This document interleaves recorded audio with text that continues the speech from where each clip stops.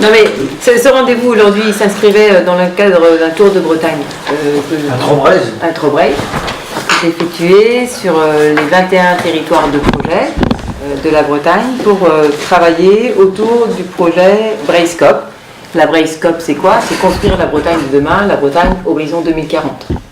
C'est un projet qui a démarré il y a déjà plus de 18 mois au niveau du Conseil régional de Bretagne, mais c'est un projet qui a été construit, on va dire, avec l'ensemble des collectivités de Bretagne, avec l'ensemble des partenaires, que ce soit les entreprises, le monde agricole, et qui nous ont permis de définir collectivement 38 objectifs. 38 objectifs pour faire face au changement climatique, à l'érosion de la biodiversité et aux déséquilibres territoriaux. À travers ces 38 objectifs, on dit maintenant, le Conseil régional seul ne peut pas les lever. Il faut réussir à se mobiliser tous pour atteindre ces 38 objectifs et faire Bretagne ensemble demain. Donc c'est pour ça moi, que j'ai rencontré l'ensemble des collectivités de Bretagne pour voir comment, autour de ce projet, les territoires pouvaient s'engager autour de ça, sachant qu'en plus, on va à l'échelle de la Bretagne devoir écrire un schéma d'aménagement de la Bretagne, de développement durable et d'égalité des territoires. Et ce schéma va s'imposer à l'ensemble des territoires bretons, au SCOT par exemple. C'est un peu un SCOT régional, quoi. C'est un peu, c'est pas que, mais c'est aussi un plan climat et énergie, donc c'est plus large qu'un SCOT, mais c'est vraiment un schéma d'aménagement qui va donc avoir des règles qui vont s'imposer à l'ensemble des Bretons et des Bretonnes. Et donc l'idée aussi, c'est de discuter avec les collectivités, d'échanger pour voir qu'est-ce qu'on peut se donner comme objectif et comme règle commune.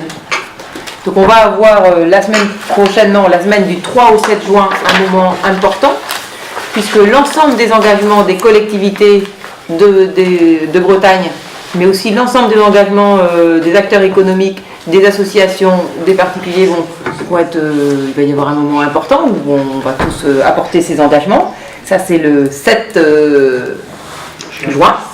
Et puis le 3 juin, il y a une séance de travail importante où on va définir collectivement, où on va travailler sur la partie règles qu'on va s'imposer à l'échelle de la Bretagne pour avoir ce développement harmonisé. Ce SCOT-là, il sera validé définitivement quand? C'est pas un SCOT, mais le SRADET, on va dire. SRADET, ça sera à l'automne 2019. Et puis ensuite, il partira à l'enquête publique pour 1 an, comme dans tous les documents. Voilà. Donc là, la population pourra donner son avis. Oui. Mais elle a déjà donné son avis quelque part quand elle a contribué à la construction des 38 objectifs.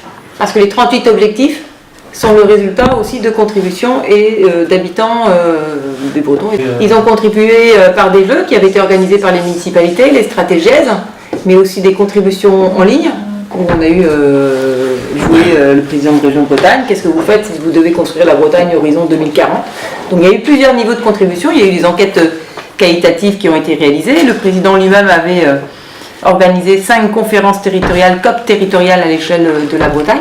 Donc il y a eu plusieurs outils qui ont été utilisés et moyens pour essayer de mobiliser, on va dire, l'ensemble des acteurs, qui nous ont permis de construire ces 38 objectifs. Et donc maintenant, on décline tout ça. Ce que je peux vous dire, c'est qu'à l'heure actuelle, on a plus de 3005 ou voire 4000 engagements déjà d'acteurs à l'échelle de la Bretagne. Donc ça veut dire qu'on sait qu'on a quand même beaucoup de gens qui se sont mobilisés autour de ce projet et qui sont prêts à s'engager pour transformer la Bretagne demain. Le projet, c'est construire la Bretagne horizon 2040 avec des engagements de manière volontariste. Et après, la règle pourra nous aider à atteindre nos objectifs. Et ça, c'est une obligation réglementaire que nous avons, donc on va le faire. Mais on aurait pu prendre l'option, comme les autres régions, de décrire ce schéma à l'échelle de la région, tout simplement. De dire, ben voilà, nous avons bien réfléchi, et on assume et on impose ce schéma à l'échelle de la Bretagne. Il y a des travaux qui ont été faits aussi à ce niveau-là pour voir qu'est-ce qui est commun entre les différents SCOT, voilà, et qu'est-ce qui différencie les SCOT, et à travers ces objectifs. Et on travaillera le lundi 3 juin autour des règles qui peuvent faire consensus, nous espérons, à l'échelle de la Bretagne. Je ne peux pas dire qu'il peut être élaboré, c'est-à-dire que les objectifs qu'on s'est fixés font partie aussi de la mobilisation des habitants. Maintenant,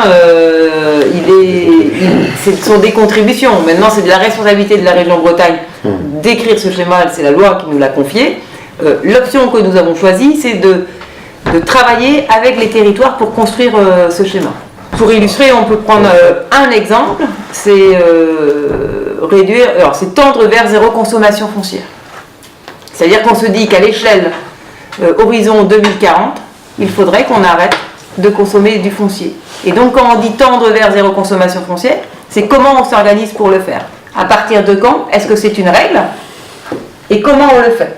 Et quand je dis zéro consommation foncière, c'est pas seulement on arrête, on a la surface urbanisée aujourd'hui, on arrête comme ça, mais on sait aussi qu'on a à l'échelle de la Bretagne des friches. Peut-être qu'on va pouvoir les renaturaliser et modifier les choses, mais que le bilan global soit vraiment vers une moindre consommation foncière, considérant que la Bretagne est une surface définie et qu'on est appelé à se développer, mais par contre on souhaite également rester la première région de France leader du bien manger. Donc à un moment ou l'autre, on ne peut pas se dire qu'on veut rester leader en production agricole et consommer, grignoter toujours plus de terres agricoles. Donc il y a tout cet équilibre-là à travailler, c'est une vraie rupture, et ça il faut le travailler collectivement et se donner le temps pour atteindre ces objectifs-là. Zéro consommation foncière, ça veut dire pas de construction ni individuelle, ni d'entreprise. C'est se dire qu'à l'échelle de la Bretagne, on a des territoires où il y a des friches, on a des territoires où on a des bâtiments qui sont aujourd'hui plus utilisés. Ça veut dire qu'il faut réinterroger notre modèle de développement. Mais on affiche clairement une ambition de développement parce qu'on souhaite être une Bretagne qui rayonne, une Bretagne qui se développe. Par contre, sans doute pas le pavillon de 350 mètres sur un terrain de 350 mètres carrés à côté d'un autre pavillon. Ce modèle d'extension urbaine, c'est un modèle qu'on voit bien aujourd'hui les effets sur nos territoires, qui nécessite toujours d'utiliser le véhicule, qui favorise souvent des modes de consommation. Et j'ai tendance à dire que c'était le modèle des années 60, monsieur et madame achètent un pavillon, ont une voiture et vont au boulot, passent au supermarché et maintenant au drive, et retournent chez eux et n'ont vu personne. C'est pas le modèle du bien vivre en Bretagne. Le modèle des années 60, c'était aussi ce qu'on appelait les caches à lapin. Oui. Alors est-ce que c'est le retour vers ça? Non, pas du tout. On a aussi des centralités aujourd'hui où on a des logements vacants. Le modèle, c'est plus une maison à côté d'une autre maison. C'est quoi? Comment on habite? Non, mais c'est important ce que vous dites et on se les redit ce matin, y compris ici sur ce territoire, mais comme ailleurs en Bretagne, on a beaucoup de logements vacants. On a beaucoup de logements vacants en centralité. On met beaucoup de moyens sur les centralités pour qu'elles revivent, pour apporter du service, pour apporter du commerce. Et il faut qu'on trouve des solutions pour faire vivre ces centralités. Et pour faire vivre cette centralité, c'est sans doute pas d'avoir 10 ou 15% de logements vides. Donc il faut trouver le modèle pour rénover ces maisons, pouvoir déconstruire, reconstruire ces logements, réutiliser ce foncier, ces bases, mais réinventer pour pas continuer à faire de l'extraction foncière. Oui. Donc, est-ce que ça a été, est-ce qu'on a fait les calculs de tout ça, combien de logements sont vacants? Oui, l'INSEE nous a révélé effectivement toutes ces données. Rien qu'à titre perso, sur la ville de Ploërmel que je connais bien, il y a à peu près 10% de logements vacants, ça fait 500 logements. Ça fait 500 logements. J'ai découvert que sur la seule ville de Ploërmel, entre sa campagne et son secteur urbanisé, il y a 500 logements qui sont aujourd'hui vacants. Ça veut dire que demain, nous, on va justement s'atteler à organiser des choses pour pouvoir limiter cette vacance et offrir justement des conditions d'habitat dans des conformités attendues. Conformité, je dirais, en termes d'habitat, bien entendu de confort, mais aussi de confort énergétique et de réalité d'adaptation. Et nous, on en a 250. Sur la commune, simplement, on les catégorise aussi en disant... Sur la commune de Guerre? Oui, quels sont ceux qui sont réhabilitables, quels sont ceux qui sont habitables tout de suite, quels sont ceux, maintenant, des aménagements aussi avec des économies d'énergie qui peuvent être... Et c'est pour ça qu'on a une opération aussi publique d'amélioration de l'habitat et un PLH ici dynamique.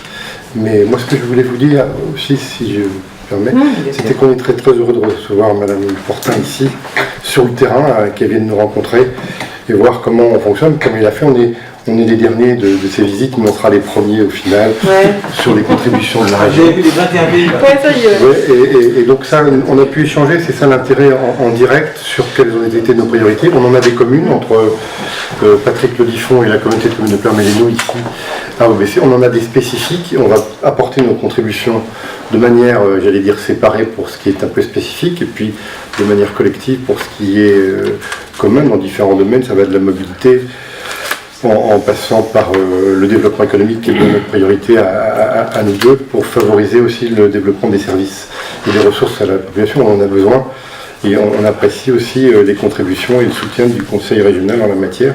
Et c'est important qu'on se rencontre, parce qu'on est tous maires, tous les trois. On a des fonctions aussi différentes à côté, et puis on a des points de divergence, mais pas beaucoup, vraiment tous des points de convergence. Et moi, je partage tout à fait les principes de philosophie d'action que propose la région en fonction de là où on se trouve, différenciation, la solidarité naturellement, et faire au plus près ce on n'a pas besoin de faire au plus loin, c'est-à-dire le principe de subsidiarité. Je crois que là-dessus, c'est une philosophie partagée. Oui, moi je rajouterais un petit peu, je reviens un peu sur ce qu'on a pu dire tout à l'heure, dans le terme de la construction de ce Stradet, et je tiens à remercier Mme Fortin d'être venue à la rencontre des territoires, de tous les territoires, même s'il est fini ici, elle est venue à la rencontre de tous les territoires, parce que le Stradet, effectivement, en Bretagne, c'est pas une simple construction d'une juxtaposition de SCOT.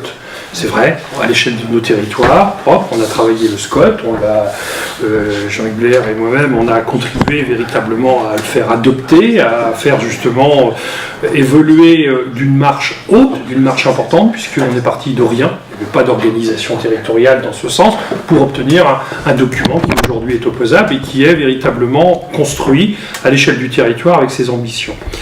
Mais donc on aurait pu imaginer un Stradet qui était simplement un agglomérat de tous ces SCOT de territoire, et puis quelque part on sortait un beau document bien relié qui correspondait à une réalité, je dirais, de territoire en affichage.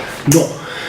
Aujourd'hui, la démarche, elle est un peu opportune, puisque justement, il y a eu une première réflexion pour extirper, en fonction des politiques voulues et des orientations voulues, que ce soit sociétales ou environnementales, d'ailleurs, les deux conjointes, je dirais, sociale, sociétale, environnementale, d'obtenir un questionnaire.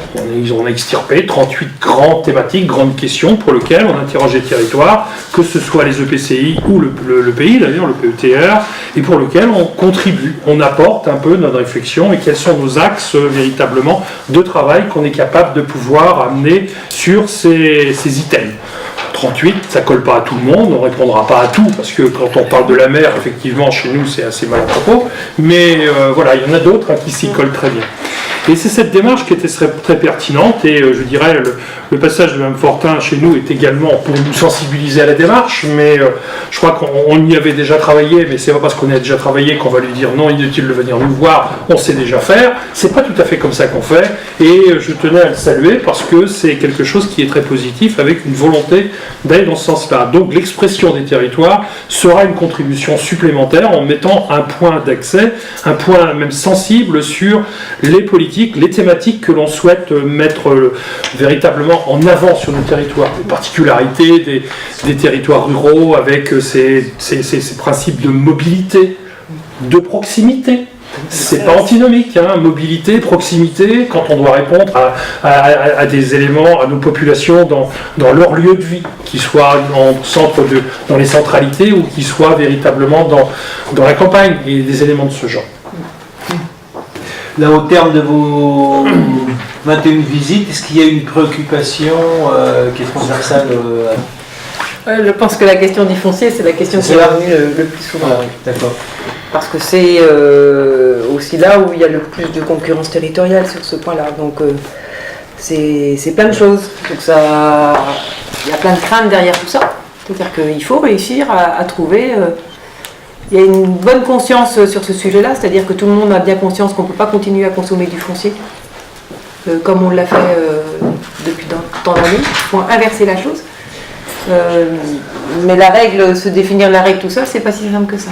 Non, parce que j'imagine que les débats auxquels on a assisté à l'échelle communautaire ou du pays ici, je me souviens des débats avec Alain Marchal, le maire de Serran, qui avait l'impression qu'on lui enlevait de la terre et qu'on allait l'empêcher de se développer. De se développer. Hein. J'imagine qu'à l'échelle régionale, vous devez avoir les mêmes préoccupations, enfin les mêmes oppositions d'un pays à l'autre. Quoi. Pourquoi lui se développerait plus que moi? Bah, pour le coup, la règle peut être utile, hein, parce qu'elle peut limiter la concurrence entre les territoires. Et donc parfois on est appelé à accepter des choses parce qu'on est en limite d'un territoire, parce qu'on sait très bien que sinon ça va se faire chez le voisin. Et pour le coup, là la règle, elle peut nous être utile parce qu'à l'échelle de la Bretagne, on s'organise pour réinterroger notre modèle de développement. Donc là, il faut essayer de voir ça comme une opportunité, mais il faudra qu'on réussisse bien sûr à se mettre d'accord. Enfin, là, Marshall, il était plus sur le fait qu'on ait réduit la constructibilité dans les villages. Ça, Et là où il y avait des réseaux qui existaient, et ça risquait d'aller vers une désertification des campagnes. Il avait des possibilités de développer. C'est ça qu'il disait. Ce qu'on entend souvent aussi, c'est par rapport à la Bretagne, c'est voilà, la mégalopole rennaise. Là, enfin, il y a cette tendance à des grosses villes à tout phagocyter au détriment des. Je pense que c'est une réflexion que j'entends depuis des années dans le Puy de Redon, par exemple, qui veut exister justement dans une espèce de triangle entre Rennes, Vannes et Nantes. Là. Ça, ce genre de questionnement, vous avez dû l'entendre. Ah ben, on l'a entendu, et puis j'ai fait le Pays de Redon, donc ça fait partie des choses. J'ai bien dit Finistère, où on a d'autres interrogations qui sont différentes, mais par rapport à la métropole de Brest, la métropole de Rennes, on entend aussi. Ce qu'on a tendance à dire, et ce que je suis persuadée, c'est que la Bretagne, il faut réussir à l'assembler. Il faut réussir à travailler ensemble et à faire ensemble. Mais vous verrez que autour de ce projet Brescope, il y a aussi à un moment un objectif qui lie le développement d'un territoire à l'accès à l'eau. C'est-à-dire qu'à un moment, il faut qu'il y ait de la solidarité entre les territoires.